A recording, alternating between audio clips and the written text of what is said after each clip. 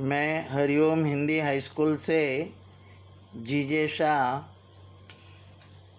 कक्षा 10 के लिए विज्ञान विषय में पाठ 4 कार्बन और उसके यौगिक जो पार्ट 1 में शुरू किया था उसका शेष भाग पार्ट 2 में इस वीडियो में मैं समझाने जा रहा हूँ।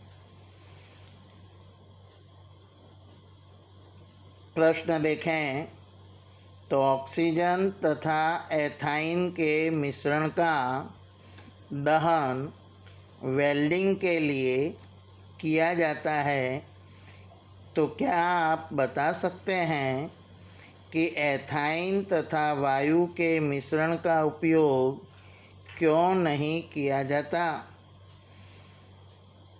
तो विद्यार्थी मित्रों, एथाइन असंतृप्त हाइड्रोकार्बन है, अतः हवा में दहन करने पर धुएं वाली पीली ज्वाला देती है, जिससे कम ऊष्मा प्राप्त होती है, और ये जो ऊष्मा प्राप्त होती है वो वेल्डिंग के लिए पर्याप्त नहीं होती। फिर से एक बार, इथाइन असंतृप्त हाइड्रोकार्बन है, अतः हवा में उसका दहन करने पर धुएं वाली पीली ज्वाला देती है, जिससे प्राप्त ऊष्मा वेल्डिंग के लिए पर्याप्त नहीं है, जबकि ऑक्सीजन के साथ दहन करने पर पूर्ण दहन होता है और उससे विपुल मात्रा में जो ऊष्मा मिलती है वो वेल्डिंग के लिए पर्याप्त है। इसलिए आप समझ गए कि ऑक्सीजन तथा एथाइन के मिश्रण का दहन वेल्डिंग के लिए करते हैं, जबकि एथाइन तथा वायु के मिश्रण का उपयोग नहीं किया जाता है। आगे हम देखें तो एथेनॉल के गुणधर्म। एथेनॉल के गुणधर्म देखें तो सबसे पहले भौतिक गुणधर्म, ये रंगहीन है, द्रव पदार्थ है, गलन बिंदु 156 केल्विन है और क्वथनांक 351 केल्विन है। ये पानी में विलेय है। अब इसके रासायनिक गुणधर्म देखें तो सोडियम धातु से अभिक्रिया करें तो निम्न समीकरण प्राप्त होता है, 2CH3CH2OH यानी कि एथेनॉल धन सोडियम धातु, उससे अभिक्रिया करने पर सोडियम एथॉक्साइड बनता है और हाइड्रोजन गैस मुक्त होती है। दूसरा रासायनिक गुणधर्म एसिड या अम्ल के साथ देखें तो ये एथेनॉल का संरचनात्मक सूत्र है। इसकी सांद्र सल्फ्यूरिक एसिड यानी कि सांद्र H2SO4 के साथ 443 केल्विन पर गर्म करने से, आप देख रहे हैं यहाँ पर मैंने डॉट डॉट बॉक्स बनाया है, तो OH एक कार्बन पर से और दूसरे कार्बन पर से हाइड्रोजन दूर होकर H2O पानी बनाता है, और जो एक बंध का कार्बन का एक एक बंध मुक्त हुआ, इलेक्ट्रॉन मुक्त हुआ, वह इलेक्ट्रॉन फिर से सहसंयोजक बंध बनाकर कार्बन कार्बन के बीच द्विआबंध बनता है, जिससे एथीन प्राप्त होता है।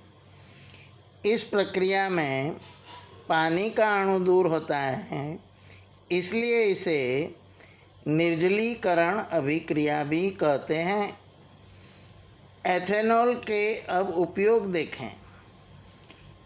रासायनिक गुणधर्म और भौतिक गुणधर्म देखने के बाद एथेनॉल के उपयोग देखें तो टिंचर बनाने में, घाव वगैरह लगने पर टिंचर आयोडीन जो बनता है उसे बनाने में कफ सिरप, कफ खांसी के दौरान जो डॉक्टर औषधि लिखता है, सिरप यानी पीने की दवाई, तो कफ सिरप बनाने में और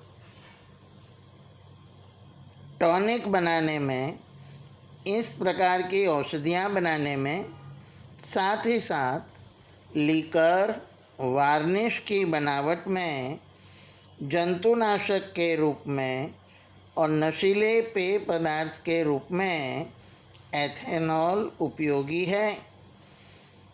अब इसके सेवन से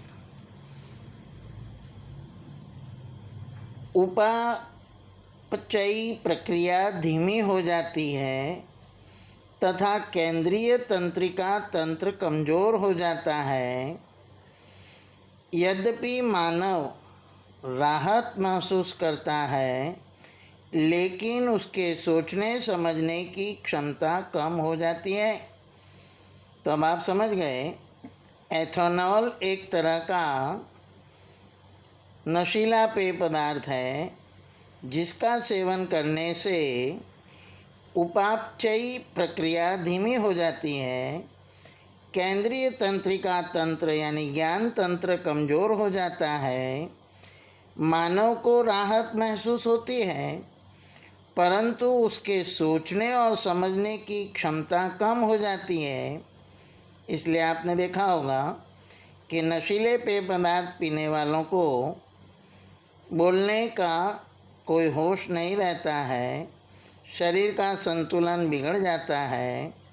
और मेथेनॉल की अल्प मात्रा के सेवन से व्यक्ति की मृत्यु होती है, क्योंकि यकृत में जो मेथेनॉल बनने से यकृत की कोशिका के घटकों से अभिक्रिया करता है, जिससे प्रोटोप्लाज्म यानी जीवरस ठोस बनने लगता है और व्यक्ति अंध भी बन सकता है। तो इस तरह आपने देखा कि एथेनॉल और मेथेनॉल के सेवन से किस तरह के नुकसान हमें हो सकते हैं। आगे देखें,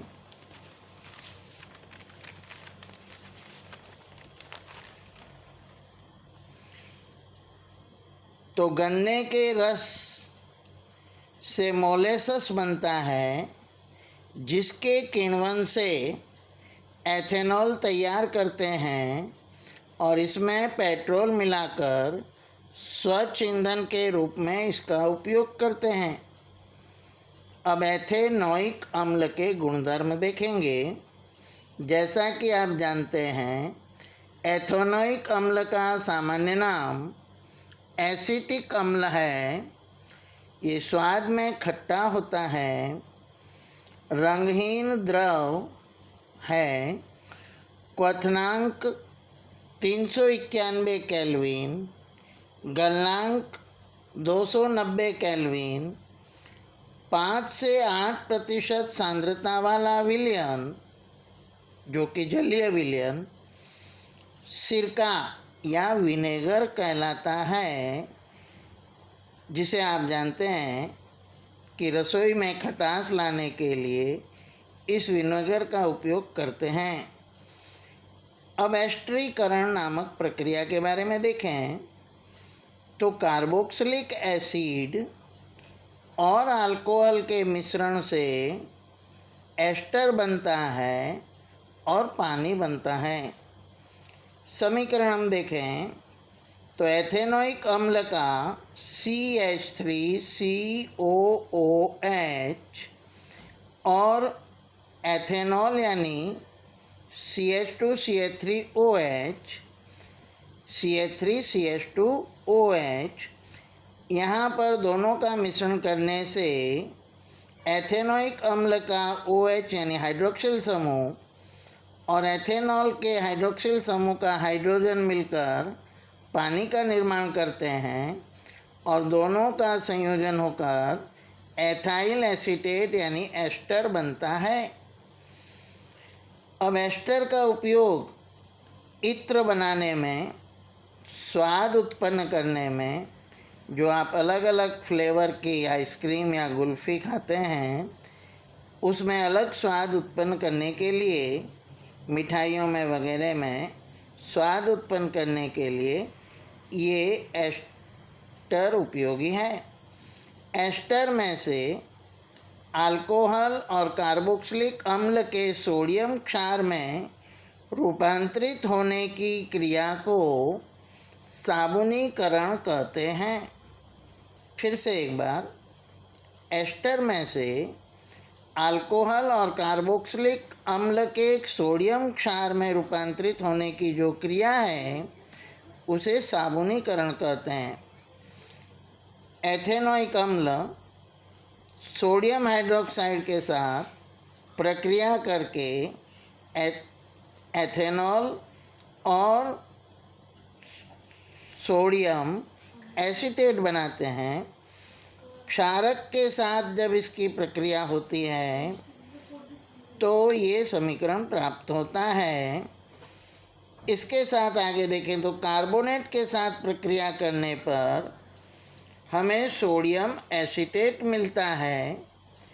एथेनोइक अम्ल और सोडियम कार्बोनेट दोनों के बीच रासायनिक प्रक्रिया होकर सोडियम एसीटेट मिलता है, धन पानी मुक्त होता है और कार्बन डाइऑक्साइड बनती है। हाइड्रोजन कार्बोनेट के साथ एथेनोइक एसिड की प्रक्रिया करने पर, जैसे कि समीकरण में आप देख रहे हैं, CH3COOH यानी एसिटिक एसिड यानी कि एथेनोइक अम्ल और हाइड्रोजन कार्बोनेट यानी सोडियम बाइकार्बोनेट, इन दोनों के बीच रासायनिक प्रक्रिया होने से CH3COO पानी और कार्बन डाइऑक्साइड उत्पन्न होता है। इसके बाद आगे देखें तो एथेनोइक अम्ल के उपयोग देखें तो इसका उपयोग सिरका यानी कि विनेगर बनाने में उपयोग होता है। आहार संरक्षक यानी प्रिजर्वेटिव, आपने देखा होगा कि अचार, टोमेटो सॉस या मुरब्बा लंबे समय तक सुरक्षित रखने के लिए उसमें आहार संरक्षक के रूप में एथेनोइक अम्ल का उपयोग करते हैं। विलायक के रूप में प्रयोगशाला के अंदर विलायक के इसके अंदर कई विलेय पदार्थ घोल सकते हैं।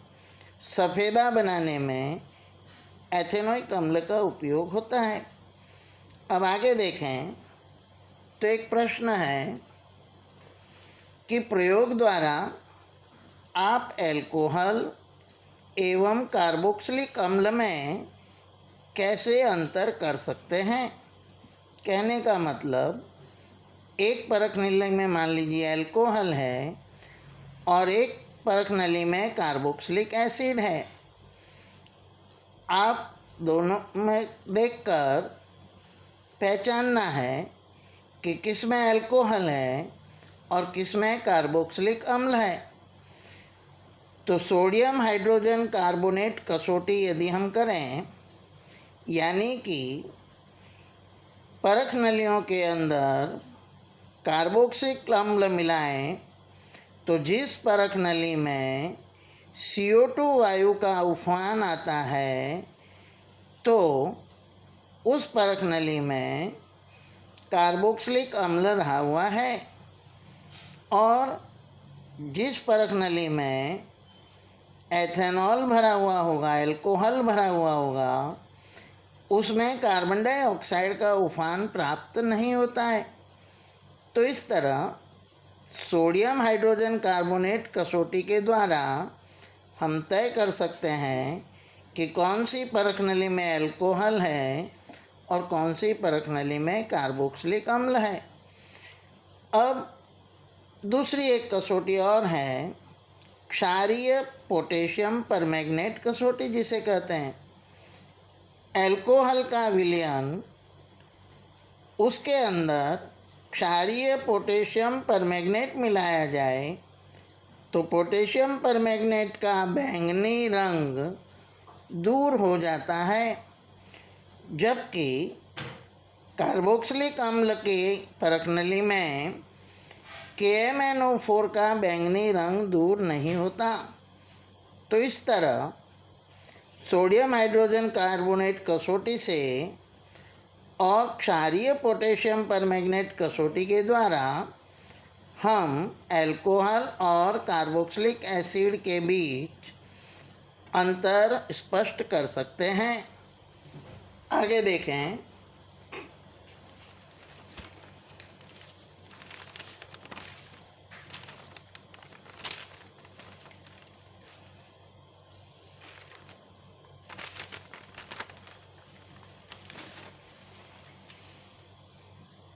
तो प्रश्न है कि ऑक्सीकारक अर्थात क्या? जो पदार्थ अन्य पदार्थ में ऑक्सीजन जोड़ने में सक्षम हो उन्हें ऑक्सीकारक कहते हैं। यानी जो पदार्थ अन्य पदार्थ को ऑक्सीजन प्रदान कर सकते हैं उन्हें ऑक्सीकारक कहते हैं। और इसके दो उदाहरण क्षारीय पोटेशियम परमैंगनेट यानी कि क्षारीय KMnO4 और अम्लीय पोटेशियम डाइक्रोमेट यानी कि K2Cr2O7, ये दोनों ऑक्सीकारक हैं। इसके आगे अब हम देखें तो साबुन अर्थात क्या? उसके अणु की संरचना बताइए।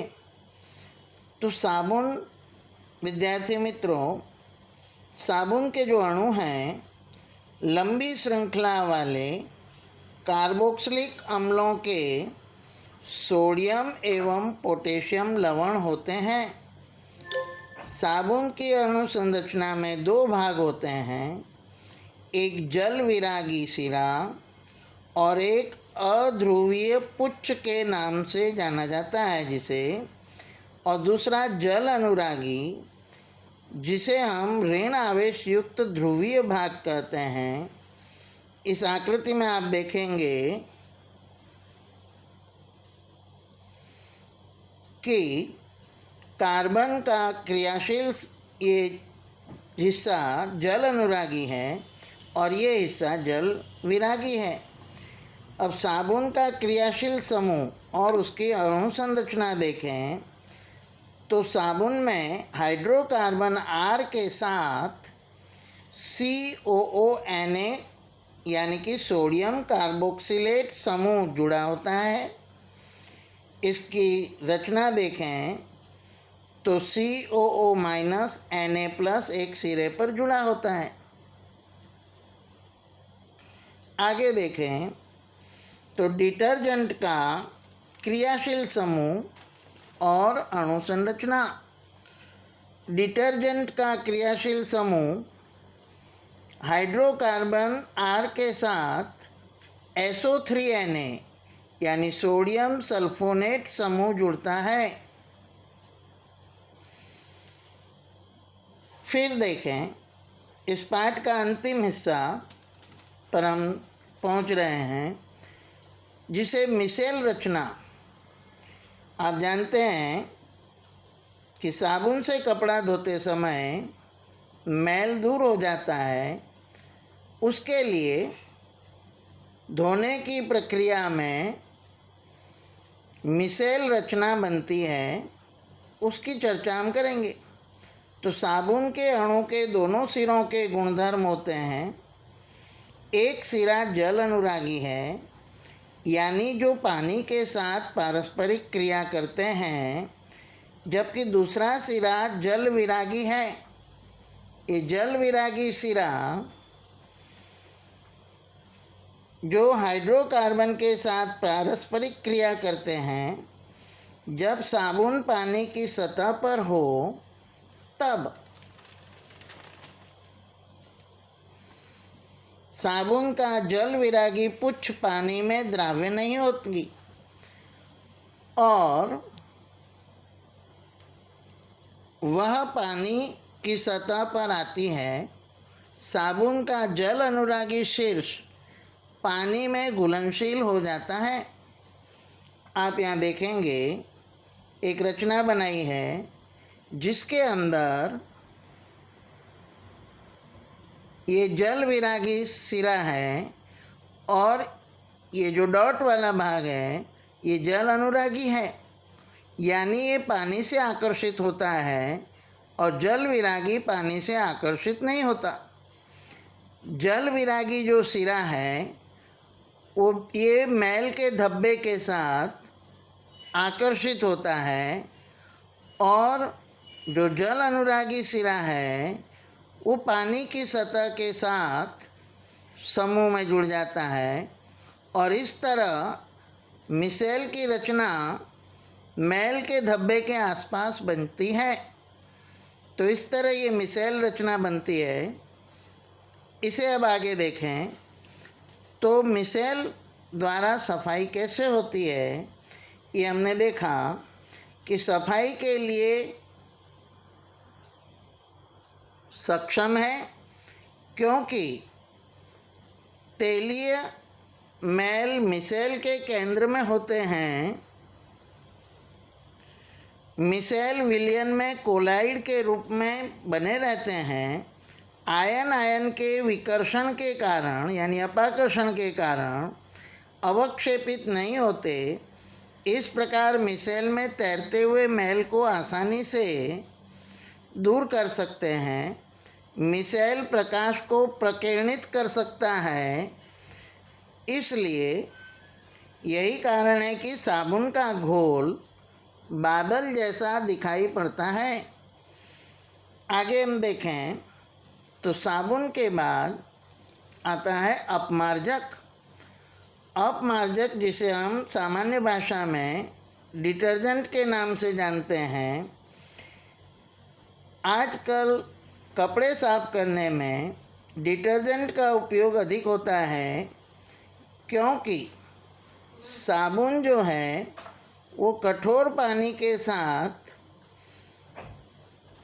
उसका व्यय अधिक होता है और अच्छी धुलाई नहीं कर पाता।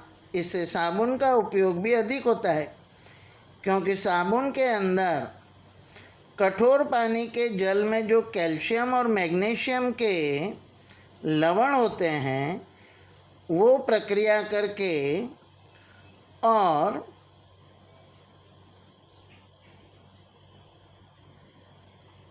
उसके अभिक्रिया कर लेते हैं जिससे साबुन का व्यय होता है। अपमार्जक का उपयोग कर इस समस्या से हम निपट सकते हैं। ये लंबी कार्बन श्रृंखला वाले सल्फोनिक या अमोनियम के लवण होते हैं जो सोडियम, ब्रोमीन, क्लोरीन आयन के साथ बनते हैं। ये कठोर जल में भी प्रभावी रहते हैं। शैम्पू एवं कपड़े धोने के उत्पाद बनाने में क्या आप अपमार्जक, अब एक प्रश्न है कि क्या आप अपमार्जक डिटर्जेंट का उपयोग कर बता सकते हैं कि कोई जल कठोर है या नहीं। तो प्यारे विद्यार्थियों, इसके द्वारा हम नहीं बता सकते क्योंकि जो डिटर्जेंट है वो कठोर जल और सामान्य जल दोनों में झाग देता है। इसलिए हम नहीं कह सकते कि इसके उपयोग से कि ये कठोर जल है या नरम जल है। अगला एक प्रश्न है कि कपड़ा साफ करने के लिए उसे रगड़ने की क्यों आवश्यकता है। आपने देखा होगा कि जब भी कपड़े धोए जाते हैं तो लकड़ी की सोटी से या पत्थर पर पछाड़ कर या वॉशिंग मशीन में रगड़ कर हम कपड़े को साफ़ करते हैं। तो ऐसी आवश्यकता क्यों है। तो आपने देखा कि सफाई के दौरान मिसेल की रचना बनती है जो कपड़े पर से मैल को दूर करती है और उसे कपड़े से दूर करने के लिए हमें कपड़ों को रगड़ना पड़ता है। इस तरह यह पाठ यहाँ समाप्त होता है। आशा है अब आप स्वाध्याय को हल करेंगे और जो ये मुद्दे मैंने यहाँ लिखे हैं उनको कॉपी में लिखकर और याद करेंगे, तैयार करेंगे। जय हिंद, जय भारत।